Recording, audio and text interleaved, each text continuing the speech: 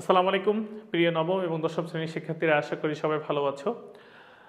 স্বাগত জানাই আরও একটি ক্লাসে। আমাদের আজকের টপিক হচ্ছে রসায়ন সপ্তম অধ্যায়ের একটি গুরুত্বপূর্ণ টপিক, সেটা হচ্ছে যে বিক্রিয়ার হার এবং সাম্য অবস্থা।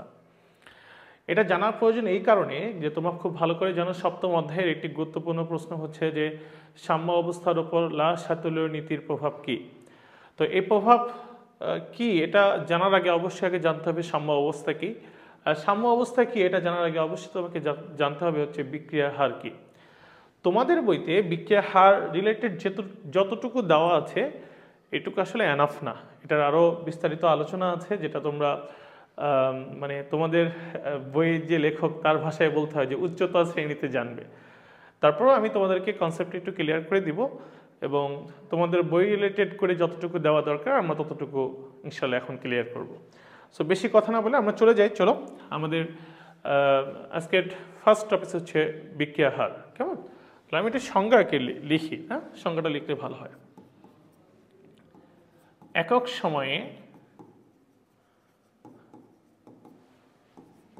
বিক্রিয়ক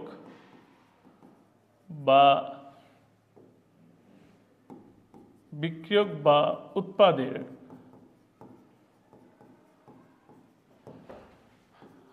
ঘনমাত্রার পরিবর্তনকে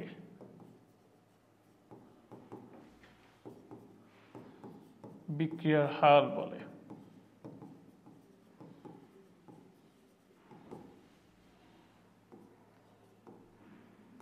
তাহলে বিক্রিয়ার হার কাকে বলে? যে একক সময়ে বিক্রিয়ক বা উৎপাদের ঘনমাত্রার পরিবর্তনকে কি বলে? বিক্রিয়ার হার বলে। আমরা বিস্তারিত ব্যাখ্যায় যাব, তার আগে একটা ছোট্ট টার্ম ইউজ করি যে বিক্রিয়ার হারকে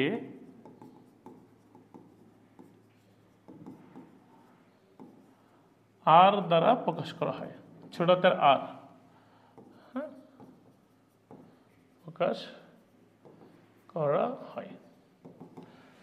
আমি আর একটু ভালো করে লিখি, মানে নর্মাল যেটা আর দ্বারা প্রকাশ করা হয়। তো চলো আমরা সংজ্ঞাটাকে একটু ভালো করে বুঝি।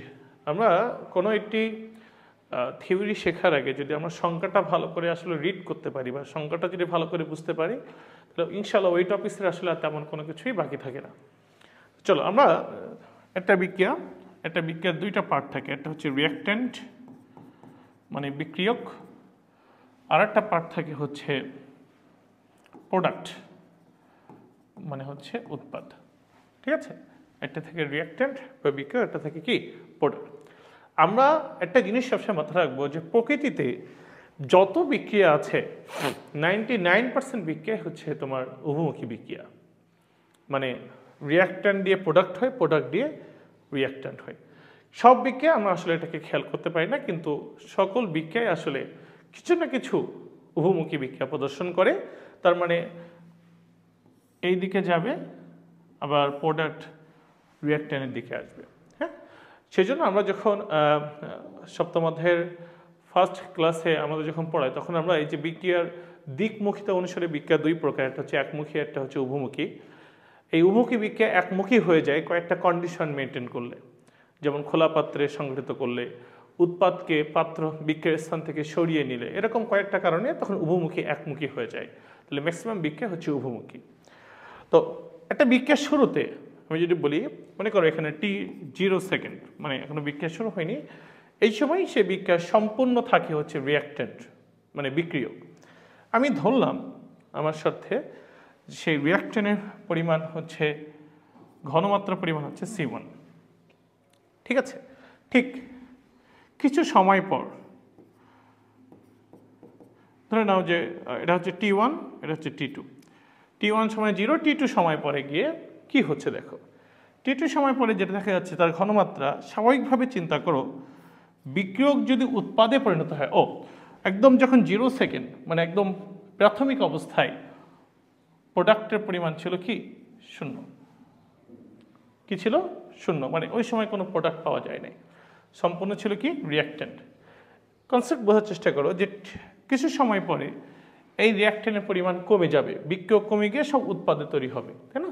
তাহলে আমি ধরলাম যে রিঅ্যাকট্যান্টের পরিমাণ কমে গিয়ে C2 হলো। ক্লিয়ার? তাহলে T1 সময়ে রিঅ্যাকট্যান্টের বিক্রিয়া মানে ঘনমাত্রা হচ্ছে C1, T2 সময়ে কমে গিয়ে ঘনমাত্রা হয়েছে C2। ক্লিয়ার? তাহলে এখন আমি যদি এইটার ক্ষেত্রে বলতে পারি যে বিক্রিয়ার হার আসলে এখানে আমরা কিভাবে বলছি একক সময়ে বিক্রিয়ক বা উৎপাদের ঘনমাত্রার পরিবর্তন। তোমরা একটা জিনিস খুব মনোযোগ দিয়ে খেয়াল করো তো, দেখো তো এইটুকু সময়ে, এই যে সময়টা নিয়েছে, এইটুকু সময়ে ঠিক যে পরিমাণ বিক্রিয়ক কমে গিয়েছে ঠিক সেই পরিমাণ প্রোডাক্ট কি তৈরি হয়েছে। আবারও বলি যে আমরা এটা C1 সমান 0 লিখি, মানে প্রাথমিক অবস্থায় C2 সমান সমান একটা মান আসবে। তাহলে আলটিমেটলি খেয়াল করো মনোযোগ দিয়ে যে এই যে সময়টুকু নেওয়া হয়েছে, এই সময়ের ব্যবধানে বিক্রিয়ক ঠিক যে পরিমাণ কমে গিয়েছে, উৎপাদ ঠিক সেই পরিমাণ কি বৃদ্ধি পেয়েছে। তার মানে যদি আমি সাপোজ ধরে নিই যে 5 সেকেন্ডে বিক্রিয়ক কমে গিয়েছে 20, তাহলে তুমি বলতে পারো 5 সেকেন্ডে উৎপাদ বৃদ্ধি পেয়েছে 20, তাই কিনা? কারণ আমরা জানি যে প্রোডাক্টটা তৈরি হবে বিক্রিয়ক দিয়ে, তাহলে বিক্রিয়ক ঠিক 1 সেকেন্ডে যে পরিমাণ কমবে, প্রোডাক্ট ঠিক 1 সেকেন্ডে কি সেই পরিমাণ বাড়বে। তাহলে বিক্রিয়া হারের ক্ষেত্রে তুমি বিক্রিয়ক দিয়েও বিক্রিয়া হার বের করতে পারো, প্রোডাক্ট দিয়েও বিক্রিয়া হার কি বের করতে পারো। তাহলে কি আমি এখন লিখতে পারি যে, খুব ভালো করে খেয়াল করো, সময়ের পার্থক্য হচ্ছে ডেল্টা টি। তা কেউ লিখতে পারি ডেল্টা টি সময়ে বিক্রিয়কের ঘনমাত্রার পরিবর্তন ডেল্টা সি। সি মানে তো ঘনমাত্রা, তাহলে ডেল্টা সি হচ্ছে ঘনমাত্রার পরিবর্তন। তাহলে কি আমি লিখতে পারি একক সময়ে, কারণ আমার সংজ্ঞায় বলা হয়েছে একক সময়ে ঘনমাত্রার পরিবর্তনকে বলা হবে হচ্ছে বিক্রিয়ার হার। তাহলে একক সময়ে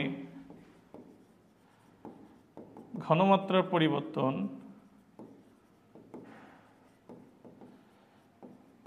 ডেল্টা সি বাই ডেল্টা টি।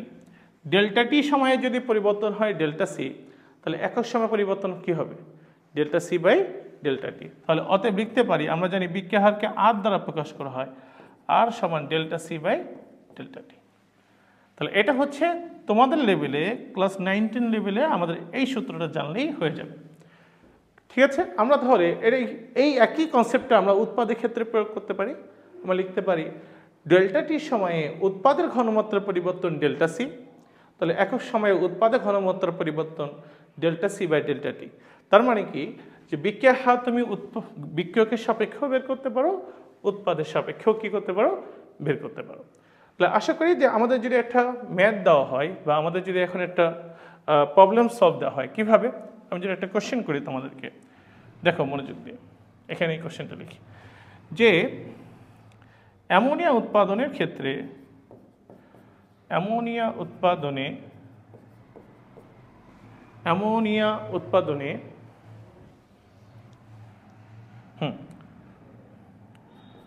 নাইট্রোজেনের ঘনমাত্রা, যেহেতু অ্যামোনিয়া উৎপাদনে নাইট্রোজেন একটা বিক্রিয়ক, নাইট্রোজেন প্লাস হাইড্রোজেন মিলে অ্যামোনিয়া হয়। অ্যামোনিয়া উৎপাদনে নাইট্রোজেনের ঘনমাত্রা 10 সেকেন্ড এ, ধরে নাও আমি একটা মান দিলাম 5 × 10⁻⁴ মোল পার লিটার হ্রাস পায়।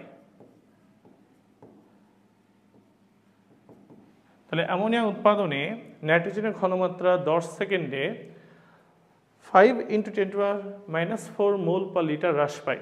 তাহলে বিক্রিয়ার হার কত? বিক্রিয়ার হার কত?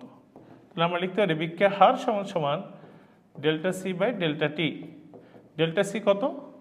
5 × 10⁻⁴ ডিভাইডেড বাই টি হচ্ছে কয় সেকেন্ডে? 10 সেকেন্ডে ডিভাইডেড বাই 10।